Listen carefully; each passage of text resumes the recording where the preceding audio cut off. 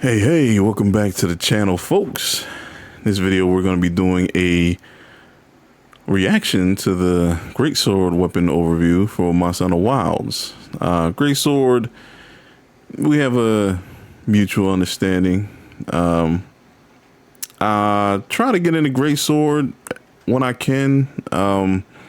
It's just not my speed. I think just the sit and wait, the patience. It's just not my play style in Monster Hunter. I can't even say that because I'll use Charge Blade sometimes.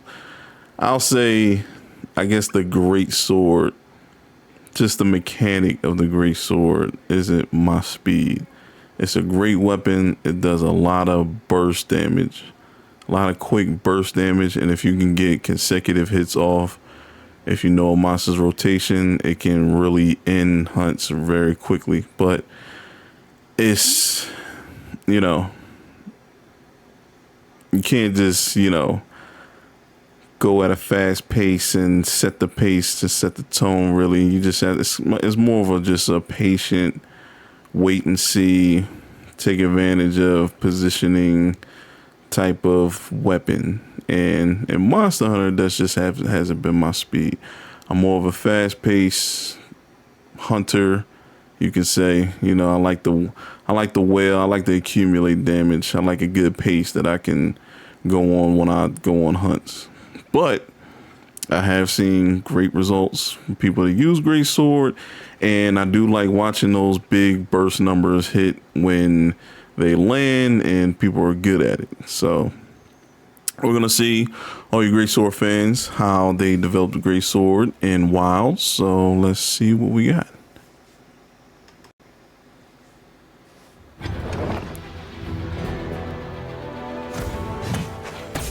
All right.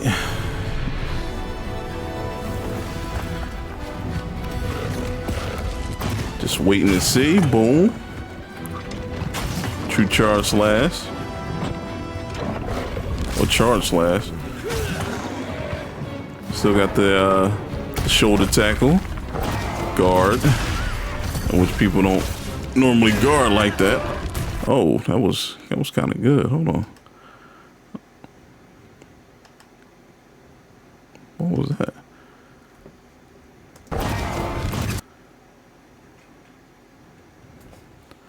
What was that? Suitable hit and run tactics. Raven guarding. Greatsword is highly adaptable. But what was that? Was that focus mode? Was that like a charge guard or something? Or was that like a parry? It looked like a parry. So Greatsword has a parry now? It wasn't a flash bomb or anything. Oh, I know what happened.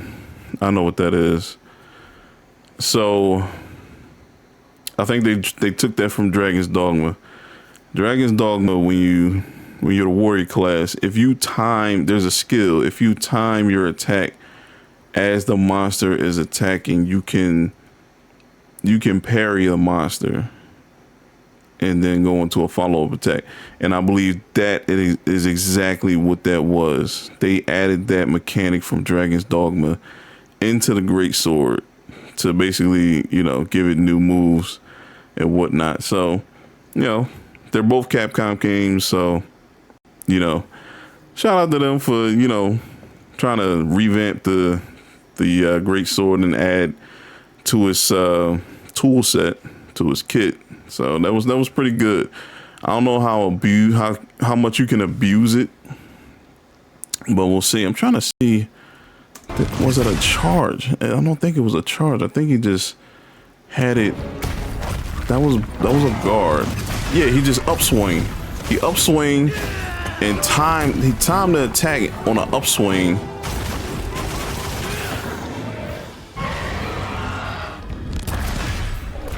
Time to attack on an upswing and got the parry off. All right. And yeah, see that timing on the monster.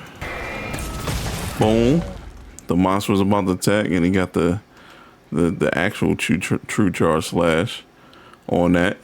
Probably didn't get full damage since the the first swing missed. Usually when you get the first swing into the follow-up, you get maximum damage on that. So, and I'm still curious what this tug of war thing is.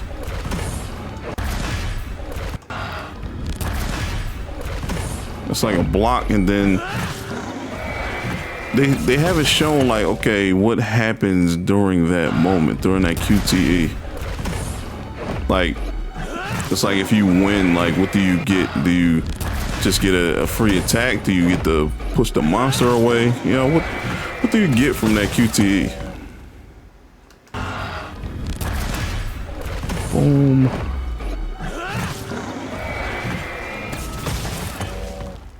So from what I'm seeing, and in addition to the focus mode, you get the focus mode, and once you take advantage of that hit you got in focus mode, the wounds apparently disappear. Like the wounds aren't permanent. So once you get the part wounded, use focus mode, get the attacks off, get the extra damage from focus mode attacks, and then the wounds go away apparently. So that's what it appears like. That's what it appears to be in focus mode when trying to get that extra damage. So basically we're just gonna have to be seeing how often we can get wounded parts. But you know, if we're attacking the head all the time, I'm pretty sure, you know, we're gonna, like, the wound will just keep accumulating on the head or whatever the weakest part is. So it's gonna be interesting. It's gonna be very interesting seeing how we can exploit focus mode. But Greatsword's looking real Greatswordy. You know, as they explained, it's a lot of hit and run and timing. You know, if you can time a monster when it turns and rotates so it goes for a hit, or if you're far back enough to where its attacks whiff, you can get some good free bulky chunky burst damage, which is what the Greatsword is about.